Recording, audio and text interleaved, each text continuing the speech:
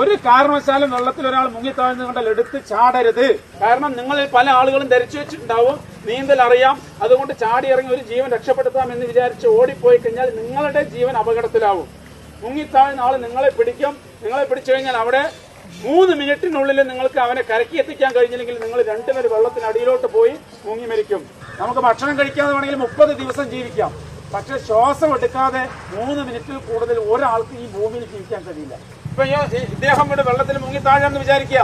നമ്മള് മുന്നിൽ കൂടെ ഫ്രണ്ടിൽ കൂടെ നീന്തി ഇയാളെ രക്ഷപ്പെടുത്താൻ പോയാൽ, അല്ലെങ്കിൽ അദ്ദേഹം എന്നെ രക്ഷപ്പെടുത്താൻ, ഞാൻ എന്ത് ചെയ്യും? ഇയാളെ മുക്കി താഴ്ത്തും. എന്നിട്ട് ഞാൻ മേലോട്ട് പൊന്താൻ ശ്രമിക്കും. അപ്പൊ അവിടെ എന്ത് സംഭവിക്കും? രണ്ടുപേരും കൂടെ മൽപ്പിടുത്തമാവും. 3 മിനിറ്റ് സമയത്തിനകത്ത് രണ്ടുപേരും കുഴഞ്ഞ അടിയിലോട്ട് പോകും. ഈ രണ്ടുപേരും മരിച്ചു പോകും. ബാക്ക് സ്ട്രോക്ക്, പിറകിലോട്ട് നന്നായി നീന്താൻ കഴിയുന്ന ഒരാൾക്ക് മാത്രമേ ജീവനോടുകൂടി ഒരാളെ രക്ഷപ്പെടുത്തി കൊണ്ടുവരാൻ പറ്റൂ. ഇത് ആദ്യം മനസ്സിലാക്കണം.